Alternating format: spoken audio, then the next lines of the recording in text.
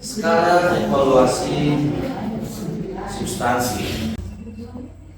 Kalau di substansi ini kan tidak ada lolos dan tidak, dan kami kalau itu nilainya berapa, nanti cocok dipasang grade, masukkan. Kita lihat yang nilai paling besar dan nilai paling kecil. Jadi ada perubahan sedikit di dalam sistem nanti mulai dari 2 saja kita lihat, karena ini nanti ada kemungkinan besar kita akan menilai tahun ini ada tambah ini. Jadi kita mau tambah sesuatu di depan ini, tapi belum tahu pasti apanya di penilaian. Nah, kita lihat ada rekam jejak yang lalu dan urgensi, terus ada metode, terus ada referensi. Oke. Rekam jejak. Ini teman-teman punya, yang tadi saya bilang punya sendiri ada. Publikasi kekayaan intelektual, buku ketua penusul, artikel atau apapun. Ya, ini karena di depannya ada publikasi nih. Jadi kalau sudah putih bukunya aja sih. Kalau ada nilainya nih, tidak ada sama sekali ya, no? Putih cuma 1 ya, yang di situ 2 sampai 4. Jadi ada nilainya di buku panduan itu di bagian belakang. Ekuvalen antara 2 sampai 4 itu nilainya berapa? Lalu relevansi kebakaran ini ya pasti kami taruh relevan, gitu ya. Terus jumlah kolaborator publikasi jurnal bereputasi internasional. Ini dapat di mana? Jadi Scopus.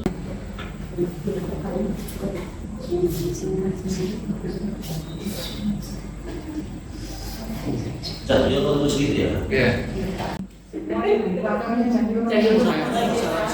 ya.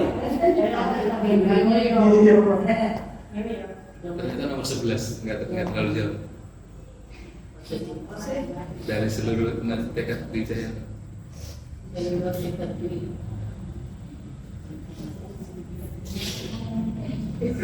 mana lihat yang tadi jumlah kolaborator ini? Lihatnya di sini 51 ini. Ini ya yang dilihat. Koautos, jejaringnya, penulis bersamanya. Jadi lihatnya di Scopus. Jadi kalau lebih dari 50 ya nilainya paling tinggi. Sudah 51 di situ ya. Tadi dapat ini ya, pas. Bikin lagi dari Iya. 100.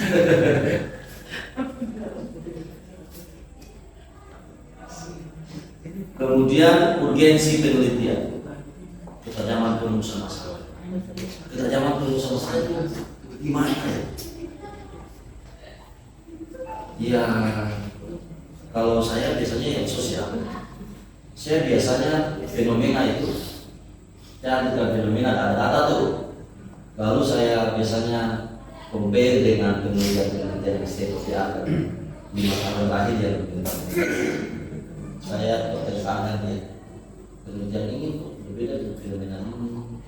Maka saya dari situ saya kembangkan rumusan permasalahan. Berdasarkan itu maka rumusan masalah ini. Nah, di pendahuluan dalam cuma yang versi singkat begitu mesti ada diskusi itu. Jadi tidak bisa kayak itu mengalir saya, tapi itu orang memperhadap-hadapkan, membuat dia ada diskusi ilmiahnya di situ lalu bilang bahwa ini masalah. Nanti mengapa masalah itu penting? Nanti dia jadi urgensi. Masalah ini penting karena apa? Ada tadi tuh green economy, blue economy.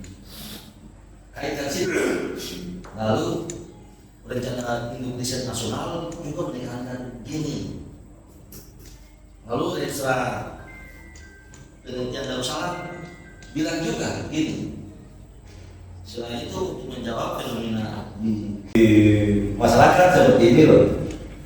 Jadi paling tidak ada 3 hal besar yang terkait dengan urgensi.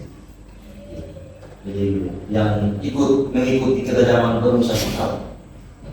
Nah, setelah itu ada inovasi pendekatan pemecahan masalah. Ada kata inovatif. Jadi teman-teman di pendekatan pemecahan masalah itu jangan sungkan-sungkan bilang pakai teori ini, tapi dalam kerangka itu ada inovasinya, tunjukkan di situ. Teori ini kita pakai dalam rangka mendekati masalah penelitian ini dengan harapan atau capaian inovasinya seperti ini nanti.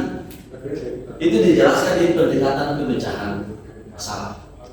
Jadi ada langkah-langkah inovatif apa, atau ada hal-hal yang inovatif apa yang nanti akan dihasilkan di situ.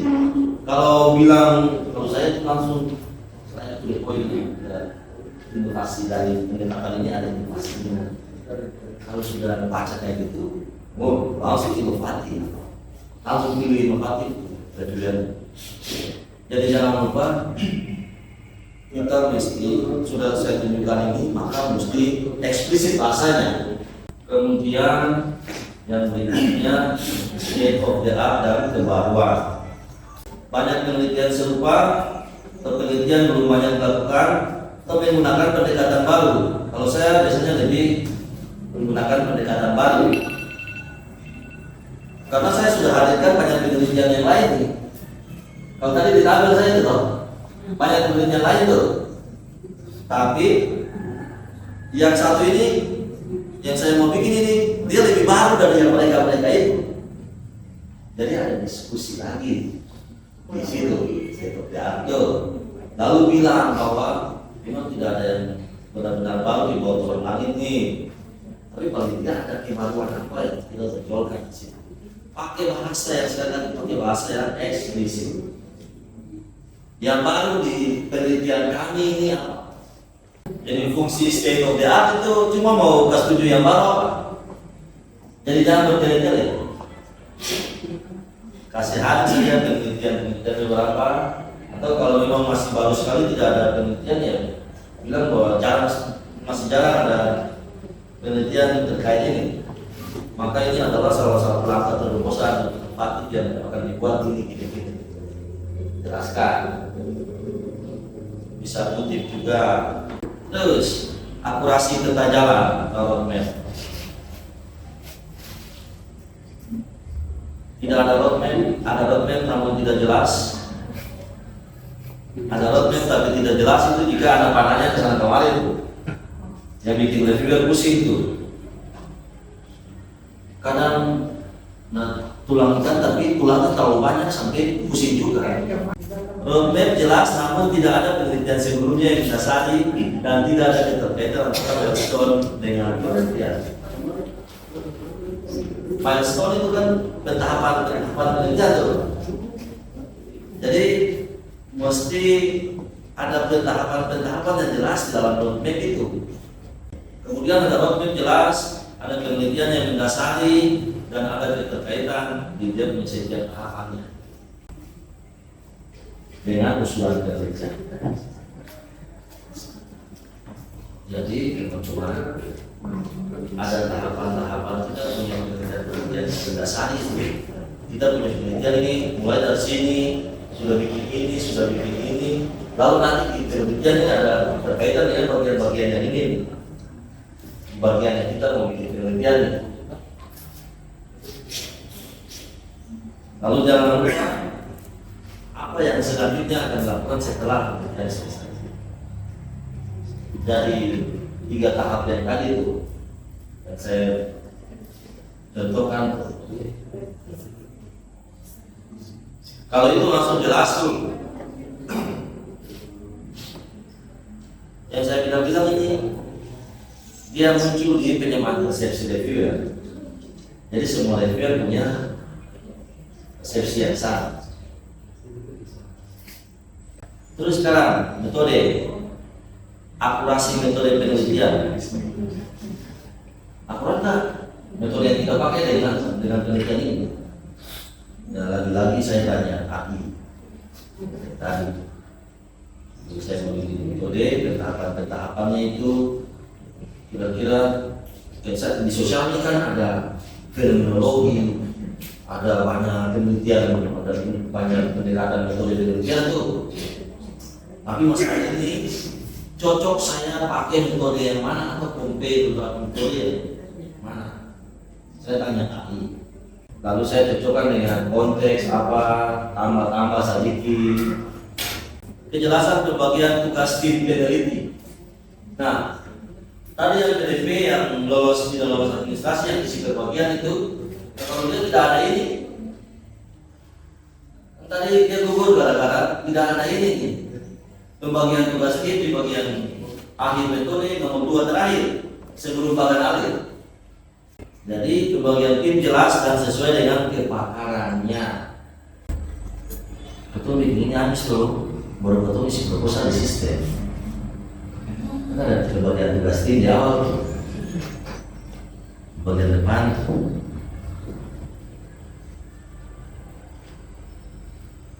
Lalu disesuaikan metode dengan waktu, luaran, dan fasilitas. Khususnya metode dan waktu. Jadi metode di atas gimana, jadwalnya gimana. Dan kalau sinkron kan dengan metode. Kalau mau sinkron, pentahapan yang tadi ada di metode itu langsung angkat masuk ke jadwal. Lalu mitra, kalau PDP saya ada mitra, terapan baru ada mitra ya. Jadi ini tidak berpengaruh. Kalau terapan ya mesti ada mitra ya, dengan dukungan yang signifikan, bukan mitra peneliti, tapi mitra pengguna. Mungkin saja dia berikan fasilitas atau segala macam ini kaitan. Kemudian referensi. Ini pustaka tergolong primer dan mutakhir lebih besar dari 80%. Primer itu yang mana, mutakhir yang mana? Primer itu kalau berasal dari skripsi, tesis, disertasi, ini kan terbaru, ini kan terbaru. Terus hasil penelitian, jurnal-jurnal, buku hasil penelitian, usahakan jurnal internasional bereputasi. Lalu mutakhir artinya 10 tahun terakhir. Tapi di bagian untuk diskusi untuk merumuskan masalah di atas tadi di pendahuluan itu 5 tahun terakhir. Karena kan kita bukan peneliti atau penelitian yang mau mendasari kita punya masalah itu mesti penelitian terbaru. Ini di artikel jurnal internasional juga yang kita seperti itu. Biasanya kan kita menulis artikel internasional itu mulai dengan riset ini. Saya punya begini. Relevansi dan kualitas referensi. Referensi relevan dari jurnal bereputasi dan berdampak. Makanya saya bilang tadi, pakai jurnal internasional bereputasi. Setengah dari jurnal internasional bereputasi lah, setengah punya kita di Indonesia atau di luar. Anggaran, komponen belanja bahan, dan ada 5 nih. Pengumpulan data, analisis data, sewa peralatan, kemudian biaya pelaporan, hasil penelitian dan luaran wajib. Jangan pernah ada yang kosong di sistem. Karena nanti data Bapak Ibu kecil. Jadi ingat ya, semua itu mesti diisi. Sebab ada batas minimal, kita dapat berapa di bagian itu. Ini kan kemarin sudah cukup teman-teman lihat toh. Nah, saya tunjukkan ini.